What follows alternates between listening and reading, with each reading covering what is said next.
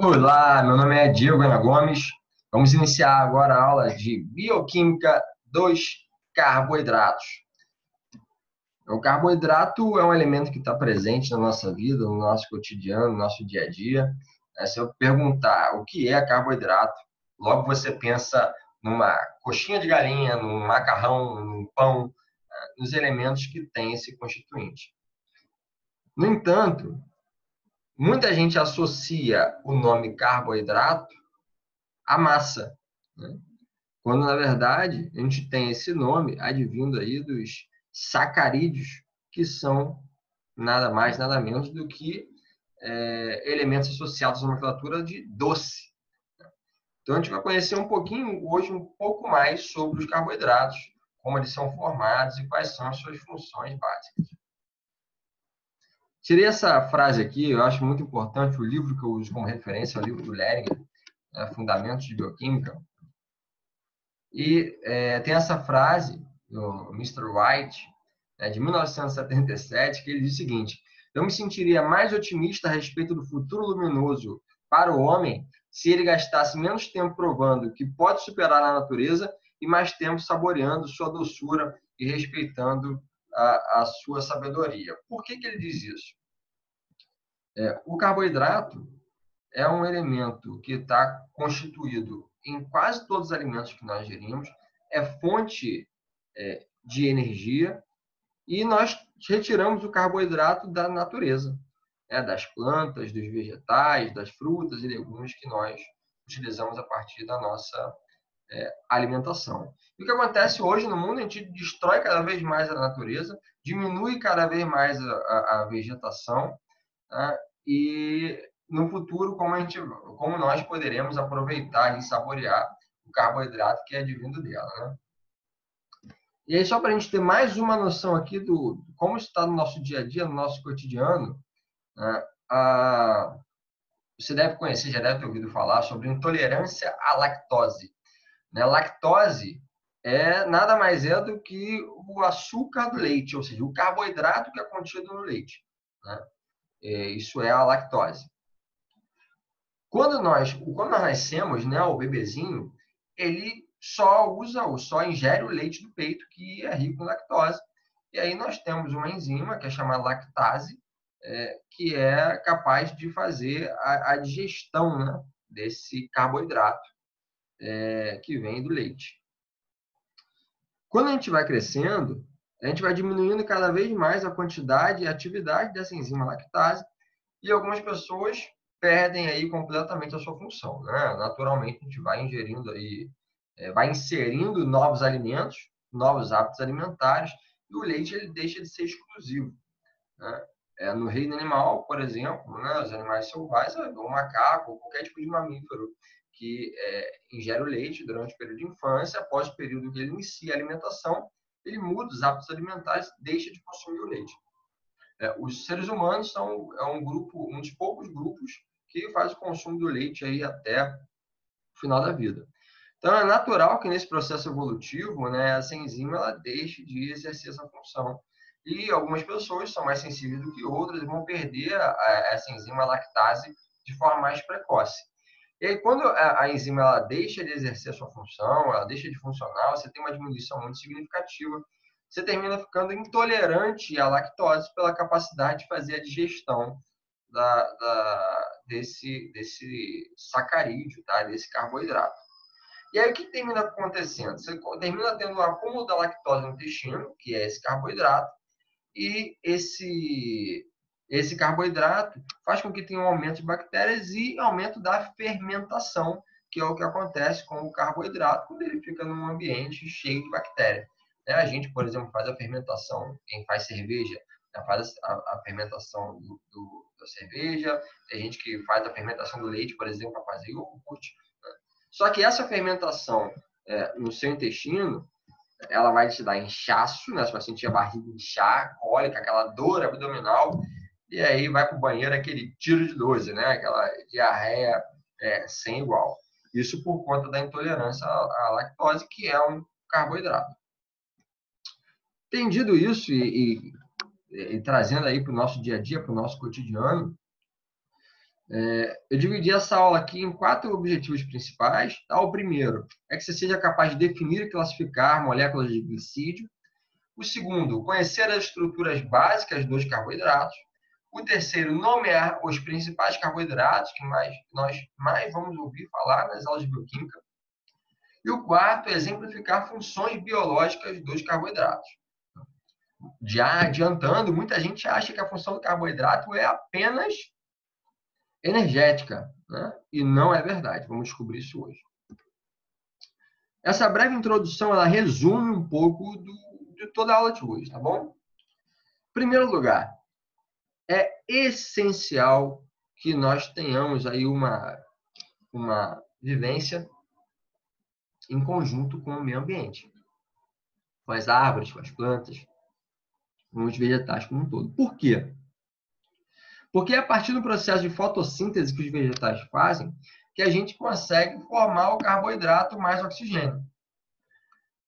Preste atenção, o produto da nossa respiração, tá? Da respiração aeróbia, é o CO2. Então, a gente inspira, né, oxigênio com CO2, claro, mas o ar com uma concentração maior de oxigênio. Parte desse oxigênio ele fica retido das nossas células e nós devolvemos aí o CO2, que é o produto da oxidação aeróbia. Esse CO2, não só o que nós produzimos, mas que todos os animais produzem, né, que as indústrias produzem, eles vão ser captados pelas plantas. E esse carbono que está lá no CO2, ele, através do processo de fotossíntese, ele é ligado a outras moléculas de carbono, formando assim o açúcar, tá? O sacarídeo, que é o elemento que nós depois vamos nos alimentar novamente. Está contido no milho, está contido na mandioca, está contido na batata, no arroz, né? E todos os elementos que são formados pelo mundo vegetal. E devolve também o oxigênio, como ele retira o carbono, ele devolve o oxigênio que vai manter aí a concentração de oxigênio do ar para que a gente possa novamente respirar e manter esse ciclo de intake, ou de ingesta de oxigênio e carboidrato e a devolução de CO2. Esse termo sacarídeo, né, ele vem de saccharon, que significa açúcar. Então, você vai ouvir ou vai ler essa palavra como sinônimo, tá? O sacarídeo é um carboidrato. E a primeira divisão que a gente vai fazer aqui é de monossacarídeo para disacarídeo. Percebe que ambos, quando a gente usar a nomenclatura correta, eles vão terminar com ose. Então, por exemplo, aqui eu coloquei sacarose, que é um disacarídeo, você vê que ele termina com ose, e ele é composto por 2 monossacarídeos. O que é o monossacarídeo? É a unidade fundamental, a unidade básica ali, o carboidrato base. Então, ele é formado pela glicose e pela frutose. A sacarose é o açúcar de cozinha que você mistura com café, né, que você bota no chá, que você usa para fazer suas receitas no dia a dia.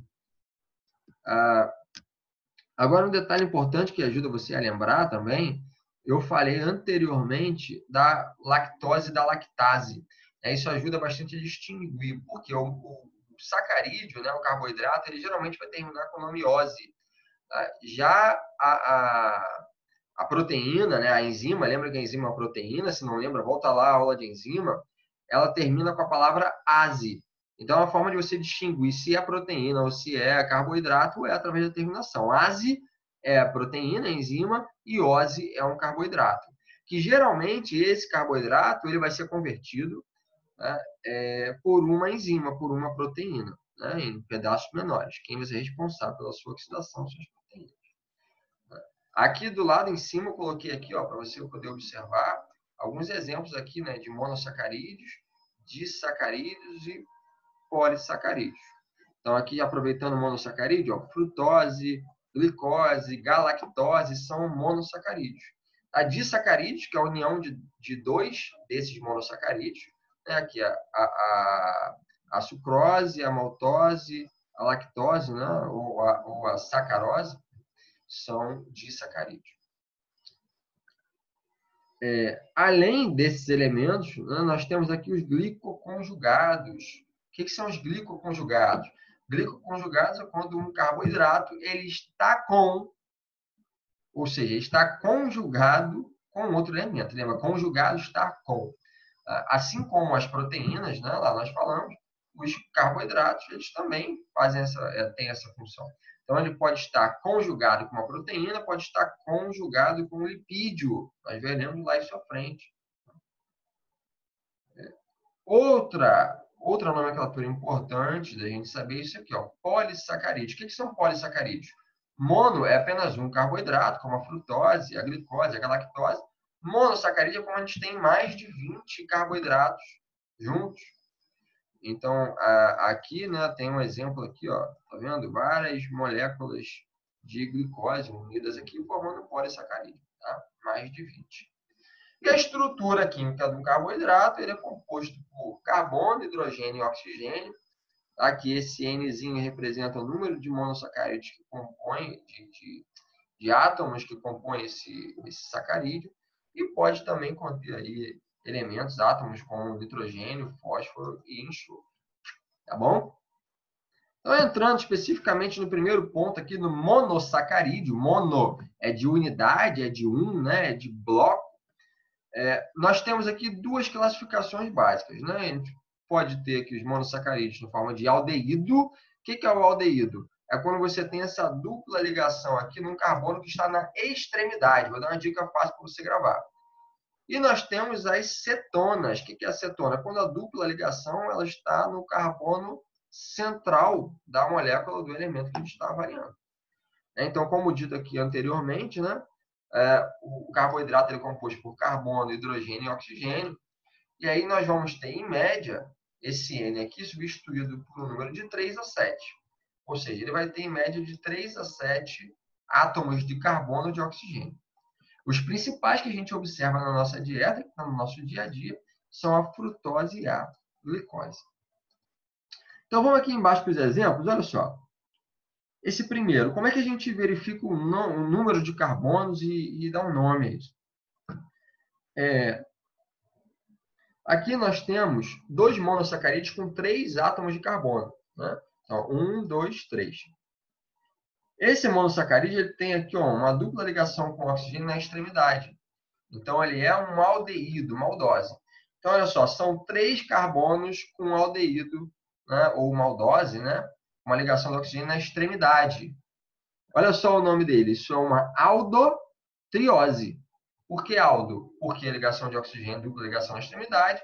Triose, porque são 3 carbonos. Fácil, fácil, né? Agora vamos para esse outro aqui, ó. Também é um monossacarídeo que tem 3 carbonos, mas a dupla ligação com o oxigênio ele está na parte central.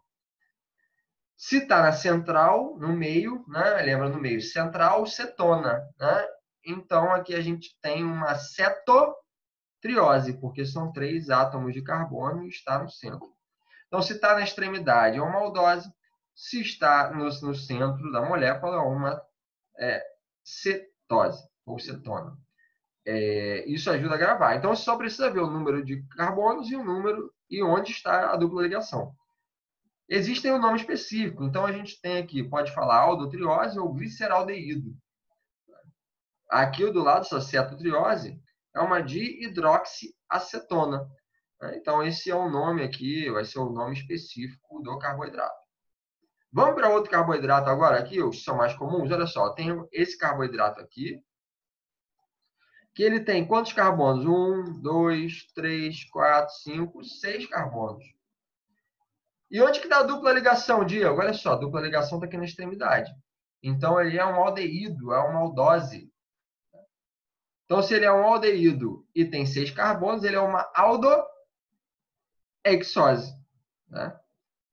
Agora, se tiver a ligação no meio, né? Não na extremidade, mas na parte central do esqueleto, como esse aqui, ó, ele vai ser uma cetoexose.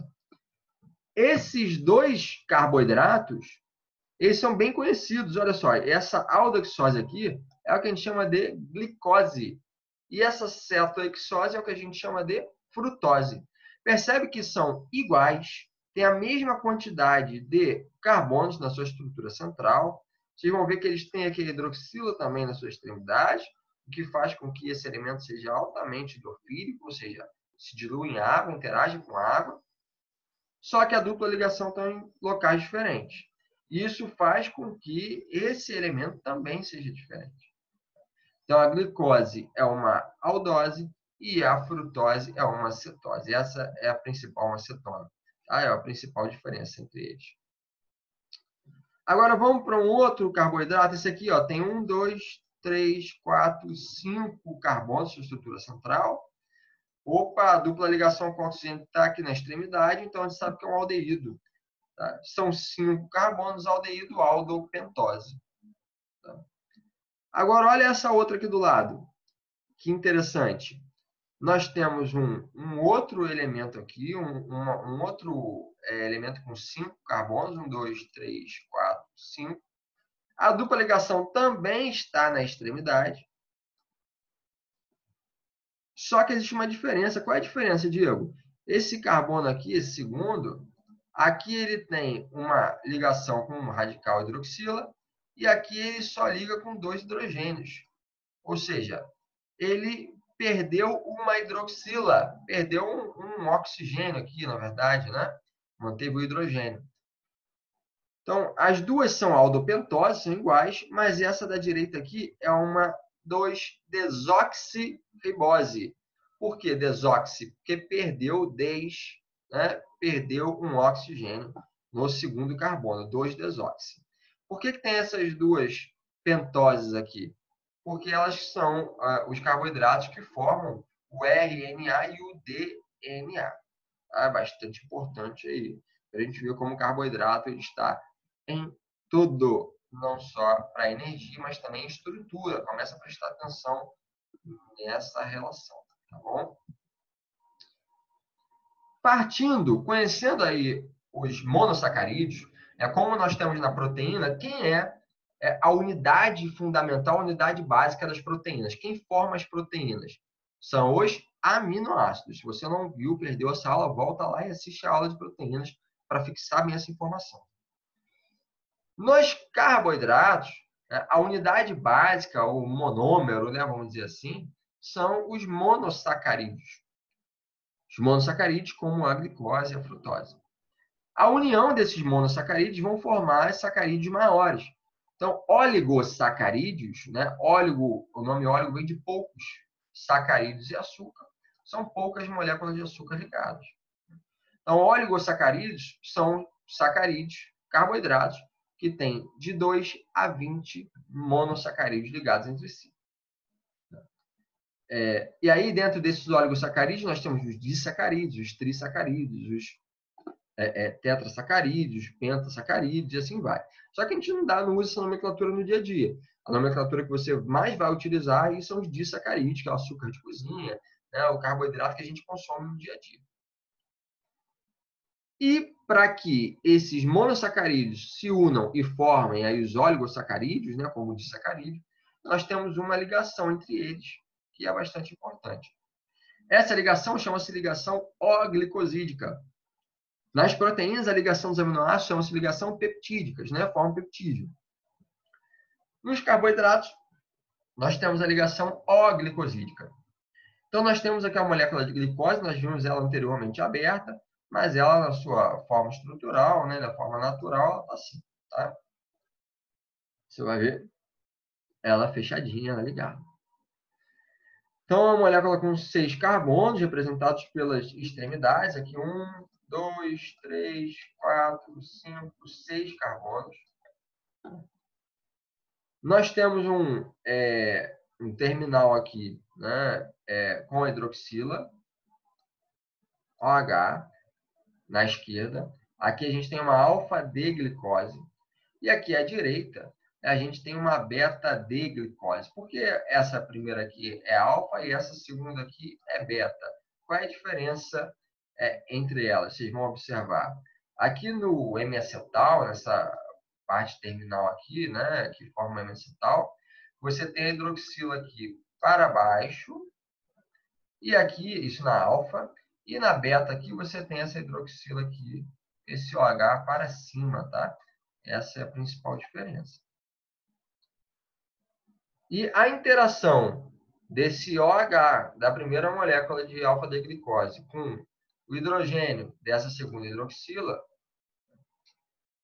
faz com que você tenha uma interação desse oxigênio com o carbono que está ligado aqui nesse monossacarídeo da esquerda. Agora, perceba que você tem aqui uma perda de água, né? Um processo aqui de desidratação, de condensação, que essa hidroxila se liga a esse hidrogênio, forma aqui H2O, né? 2 Hs, um oxigênio. Você tem a formação de uma molécula de água, né? Que é liberada para que haja essa ligação. Aqui no caso da maltose. A maltose é um disacarídeo formado por duas moléculas de glicose.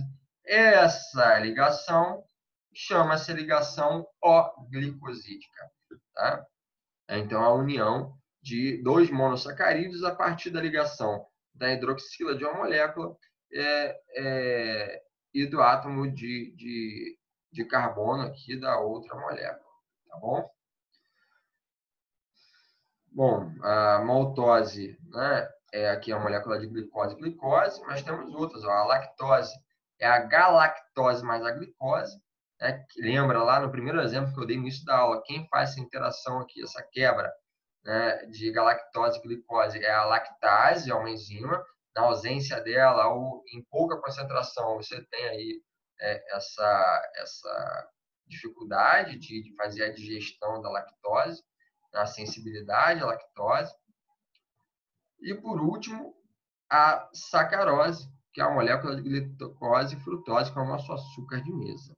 Tá bom? Então, preste atenção nessa informação. A ligação entre dois monossacarídeos para formar um oligosacarídeo chama-se ligação O-glicosídica. E aí vamos para a segunda etapa, não menos importante, né? Depois que são formados disacarídeos, né, oligosacarídeos, quando a gente tem mais de 20 monossacarídeos ligados, nós formamos aqui o poli. Poli é de muitos, tá? Muitos sacarídeos, muitos açúcares juntos. Então, você tem várias ligações O-glicosídicas. Agora, o que você tem que prestar atenção é que ele pode ser dividido em duas partes. Eles podem ser homopolissacarídeos e heteropolissacarídeos. A nomenclatura de homo e hétero, né? Homo significa igual, hétero significa diferente. Né? Então, homo é ligação do mesmo carboidrato, mesmo monossacarídeo, e hétero é ligação de diferentes monossacarídeos. É como, fazendo analogia, né? Para ficar fácil de entender, heterossexual e homossexual. Heterossexual gosta de pessoas de outro sexo, homossexual gosta de pessoas do mesmo sexo. Então, homopolissacarídeo são sacarídeos da mesma. Então, tem várias moléculas de glicose. Glicose, né? Glicose gosta de glicose. Hétero, você tem várias ligações. Então, você pode ter, por exemplo, a glicose com a frutose ligados. E assim vai. E eles podem ser não ramificados ou ramificados. Tá? Geralmente, a gente vai ver no corpo humano eles ramificados. Não ramificados, eles estão ligados assim, ó, em linha, tá? Um ligado ao outro. Aqui, ó. Tá? Então, esse aqui. E ramificados é quando você tem aqui uma ramificação. Aí você tem várias linhas. Tá? Isso acontece tanto no homopolissacarídeo quanto no heteropolissacarídeo. Alguns exemplos. Perguntar para você, quais são os exemplos, quais são as funções dos carboidratos ou dos sacarídeos. Então, por exemplo, o ácido hialurônico, né, ele faz a adesão celular, o que permite que as células fiquem ligadas, aí, interagem umas com as outras. Você tem, por exemplo, se você fizer uma lipoaspiração nas células de gordura, você vai lá queimar as células de gordura, você precisa separar, desvencilhar umas das outras, porque elas ficam conectadas, ficam aderidas umas às outras. E um dos elementos que faz a adesão é o polissacarídeo, o ácido hialurônico. Senão, você poderia pegar a seringa, enfiar na barriga lá e tirar toda a gordura. Ia ser muito mais fácil, né? Mas não acontece assim, por conta não só dos carboidratos de adesão, tem as proteínas também que fazem adesão, mas o ácido hialurônico também é importante nesse aspecto. Heparina. A heparina é um anticoagulante. Né? Quando você vai lá no laboratório para fazer a coleta de sangue, por exemplo, o tubinho de sangue tem um tubinho que é heparinizado. Para quê? Para que o sangue não entre ali, coagule e a gente possa fazer a análise depois. Quitina. O que é a quitina? A quitina ela faz a parede celular de fungos e exoesqueleto de artrópodes. E a artrópode, a barata, né? Quando você pisa na barata, faz crack. Né? aquilo que você está quebrando ali é a quitina, que é o que segura, faz o esqueleto lá dos artrópodes, das baratinhas. Tá? Bom, não confundir quitina aí com queratina, tá? Queratina é a proteína lá que forma o cabelo. Tá? A quitina ele forma o exoesqueleto dos artrópodes, tá? E a parede celular de fungos. Celulose. O que é a celulose? A celulose é um polissacarídeo que forma a parede celular do vegetal, que dá aquela estrutura firme lá do vegetal, né? Diferente, nossa célula, a célula humana, ela não tem essa celulose nessa parede celular vegetal. Ela tem a membrana plasmática, somente lipídica, né? Para que serve para a gente, né? Para a gente, ela serve apenas como fibra, que a gente não consegue, a gente não tem a celulase. Tá? Diferente dos animais, né, dos ruminantes, como o boi, o cavalo, que come lá o matinho, e consegue, eles têm uma enzima chamada celulase, ó, ase, enzima, proteína, ose, carboidrato. Tem a enzima chamada celulase, que é a enzima que quebra a celulose e permite que ele use ali os carboidratos como fonte de energia. Você e eu podemos comer aí a celulose à vontade, mato à vontade, que a gente não vai conseguir usar. Então, você vai comer alface, vai comer qualquer tipo de vegetal, nesse aspecto, né, de folha, ele ajuda na digestão, funciona como fibra, né, porque são elementos que aí incham de água, eles têm uma capacidade de retenção de água muito grande, ajuda a formação do bolo fecal e a eliminação. Mas ele não vai, para a gente, funcionar como fonte de energia, tá bom? Apenas como fibra, diferente desses animais ruminantes. Você vê, o boi e o cavalo, eles se alimentam só de mato, né? Eles não precisam comer carne. Bom, amido. Amido é extremamente importante. O amido a gente ingere a partir dos alimentos que nós comemos, tá? Então, a maior parte dos vegetais, dos legumes, eles contêm uma concentração grande de amido. Tá? As células vegetais, elas armazenam a energia dela na forma de amido, nos grandes vacúolos, né? Onde ficam guardados os carboidratos. E aí a gente vai lá, retira o fruto daquele vegetal, que é cheio de amido, e consegue digerir ele. Então, a gente tem uma enzima na boca, por exemplo, a amilase, que faz a digestão da maltose, que é uma molécula, um disacarídeo composto por duas moléculas de glicose, e disponibilizar para a gente poder utilizar como fonte de energia ou como forma estrutural. E aí, por último, não menos importante, na verdade, muito importante, é o glicogênio. O glicogênio é a forma pela qual nós, humanos, armazenamos energia, armazenamos o carboidrato. Tá? Então, o glicogênio é um carboidrato que nós armazenamos nos nossos tecidos, principalmente no músculo, no fígado. Tá? O atleta ele vai ter uma capacidade muito grande de armazenamento de carboidrato. Quando você vai fazer atividade de alta intensidade, por exemplo, correr rápido para atravessar um sinal, para pegar um ônibus rápido no metrô, você consome ali esse carboidrato, você vai quebrar ele em pedaços menores, porque você não usa o carboidrato inteiro, né, o polissacarídeo inteiro. Você precisa quebrar ali as moléculas de glicose para que você possa utilizar como fonte de energia. Então, no músculo, né, a gente vai ter um limite aí, se você fizer uma atividade intensa, vigorosa, de 40 segundos, 1 minuto, você vai ter aí a utilização de muito carboidrato muscular, só que ele é limitado.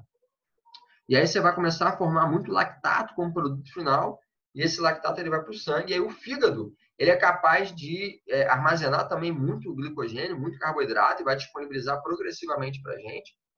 Mas ele também consegue pegar o lactato e outros elementos não glicosídicos e transformar em glicose novamente para enviar para as células. Tá? Então, o glicogênio é muito importante. Quando você faz exercício, uma das adaptações que você tem é aumentar a concentração de glicogênio, tá? Desse polissacarídeo dentro das fibras musculares. Dentro desses grandes carboidratos, nós temos algumas subdivisões. Como eu falei lá no início, a gente chama de glicoconjugados. Ou seja, é a glicose com alguma coisa. Então, a gente vai ver aqui a glicose com carboidrato e a glicose com lipídio. Então, proteoglicanos, né, o nome já diz próteo, proteína com glicose. Um exemplo aqui é a condroitina. A condroitina ela é estrutural, ela ajuda a formação da cartilagem. Então, muita gente aí que tem, por exemplo, condromalácia, condropatia, como eu tenho nos dois joelhos, né, que gera dor lá, um desgaste da cartilagem. Essa cartilagem é formada por condroitina. Agora, a gente não tem nenhuma evidência robusta, né, que mostre, por exemplo, que a ingesta de condroitina ajuda a aumentar aí a cartilagem a cartilagem, né? Para diminuir aí os impactos da condromalácia. Mas existem aí muitos medicamentos, muitos suplementos à base de condroitina, cartilagem de tubarão e tal, com essa proposta. Mas a gente tem poucas evidências científicas robustas que mostrem esse efeito direto da ingesta com a diminuição do desgaste da cartilagem ou aumento da cartilagem pela ingesta desses elementos exógenos. Glicoproteínas também, ó, glicose com proteína. Qual é a diferença? A diferença é que a quantidade o grupo proteico aqui ele é menor, tá? Nas glicoproteínas do que nos proteoglicanos, e são mais variados, né? Como a formação da imunoglobulina, que é o sistema imune. É bastante importante aqui as glicoproteínas. A partir da imunoglobulina que a gente consegue captar aí os agentes invasores, né? Para que a gente possa fazer uma eliminação desses elementos. Então, a gente tem aqui o exemplo, proteoglicanos aqui em cima, ó, grandão, tá vendo? O caso da condroitina sulfato, grupamento serina. Né? E aqui as glicoproteínas, tá vendo? Menorzinha. Aqui a membrana celular, né? A bicamada lipídica. Aqui a parte de dentro da célula. Você vê que ele fica para o lado de fora da célula. Olha só que legal. Né? E por último aqui os glicolipídios. Tá? Aqui tem o glicoesfingolipídio, né? Que é um lipídio aí clássico de membrana, né, que você tem o lipídio ligado à glicose, tá? São os alvos aí dos anticorpos, a gente vai ver à frente. Agora, um negócio legal que eu coloquei como exemplo aqui no final, o ácido ciárico. Muita gente acha que a célula é composta só por aquela bolinha lá de dentro que é o núcleo, tem o citosol e tem lá a membrana da parte externa. E não é bem assim, tá? Ela tem na sua membrana, além daquela camada de gordura, você tem o colesterol e você tem uma série de proteínas e uma série de carboidratos que ficam na membrana que formam uma árvore. Um desses fatores, um desses elementos é o ácido ciárico. O ácido ciárico é um carboidrato de membrana. Ele é utilizado por alguns elementos, né, no nosso sistema imune, para identificar, por exemplo, as células com má formação. Como ele é um carboidrato, acontece, vem lá aquele elemento, aquele agente do nosso sistema imune, ele dá uma mastigadinha no ácido ciárico, naquele carboidrato de membrana, e se está tudo certo, está docinho, ele vai embora. O que acontece? As células, algumas pessoas com alguns tipos de câncer em estágio muito avançado, a quantidade de carboidrato de membrana de ácido ciárico é muito elevada. Então, a gente tem as células de controle, né? As células T, que são as células de controle, elas vão lá, dão aquela experimentada na célula, vê lá que está com ácido ciárico, está tudo legal, ela vai embora. Só que essa célula está com uma má formação, ela está se multiplicando, se dividindo muito rápido, né? São as células cancerígenas, e algumas pessoas terminam vindo a óbito aí por conta desse fator do câncer, né? Do aumento do câncer. E uma estratégia para alguns tipos de câncer, por exemplo, o alvo é o ácido ciárico.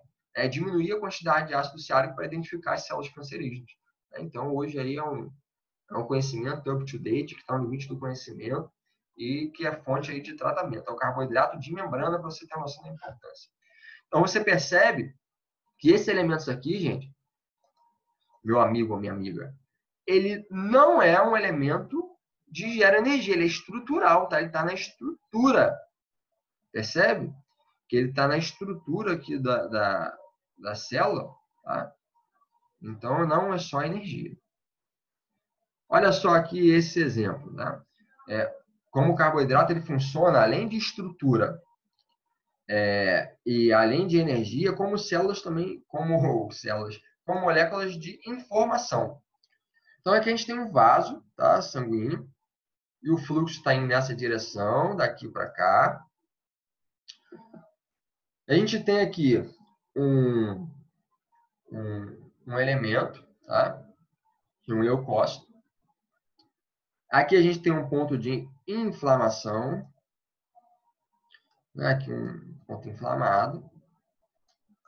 Esse ponto inflamado aqui, ele sinaliza para as proteínas ou para os elementos de membrana. Então, aqui na membrana você tem a selectina, você tem aqui uma glicoproteína ligante de integrina, tá? Aqui o vermelhinho, tem vários vermelhinhos aqui, ó. Tá vendo?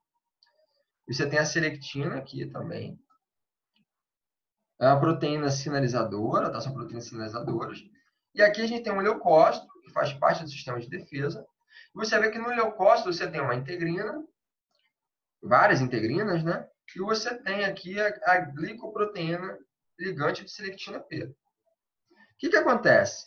Quando você tem um local de inflamação, você tem uma ativação desses elementos, dessas proteínas e carboidratos de membrana. Quando o leucócito está aqui no fluxo sanguíneo, ele encosta, né, porque ele sobe e desce, sobe e desce. Quando ele encosta nesses elementos, na selectina ou na glicoproteína que ligante integrina, o que acontece?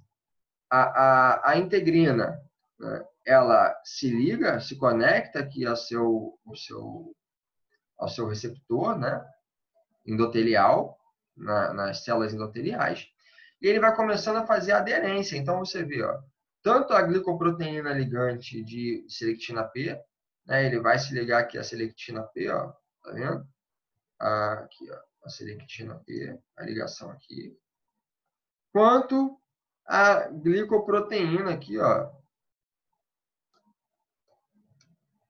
nas células endoteliais. Isso faz com que esse leucócito ele aproxime-se cada vez mais dessas células endoteliais. E aí, quando ele chega no local de inflamação, ele faça a adesão para o combate do local de inflamação. Então, para você ver como é importante o carboidrato como um processo de informação. Nunca mais na sua vida você vai falar que carboidrato só serve para dar energia, tá bom? Então, quais são as funções do carboidrato?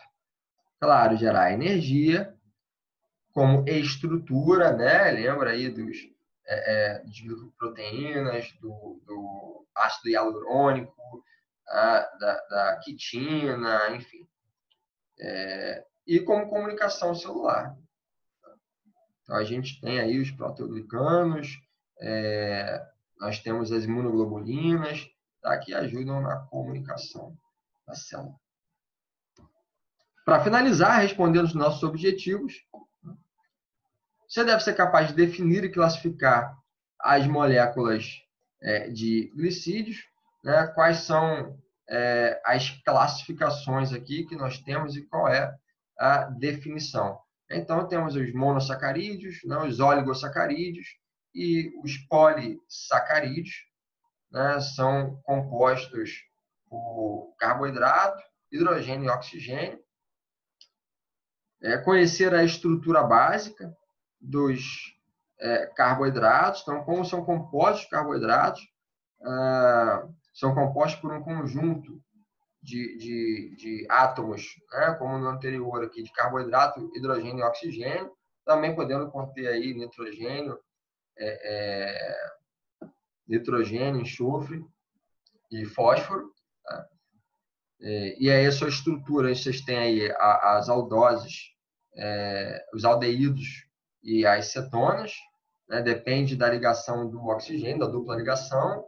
Quando você tem a dupla ligação na extremidade, é um aldeído. Quando você tem a dupla ligação no meio da cadeia, você tem no meio do esqueleto, tá? Você tem uma cetona. Tá? Então, é a estrutura básica.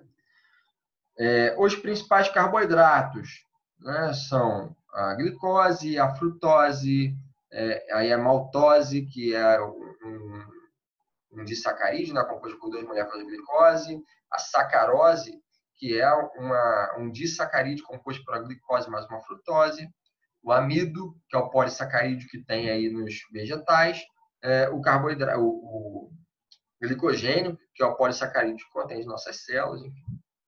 São alguns dos carboidratos mais conhecidos, você mais vai ouvir falar. E quais são as funções biológicas dos carboidratos? Então, o carboidrato ele pode servir como fonte de energia, ele pode servir como uma fonte de estrutura e ele pode servir também como um meio de informação entre as células. Tá bom? Espero que você tenha entendido, espero que você tenha gostado dessa aula sobre bioquímica dos carboidratos. Agora a gente vai entender um pouco mais como funciona o metabolismo dos carboidratos, tá bom? Espero que você tenha gostado, espero você na próxima aula, no nosso próximo encontro.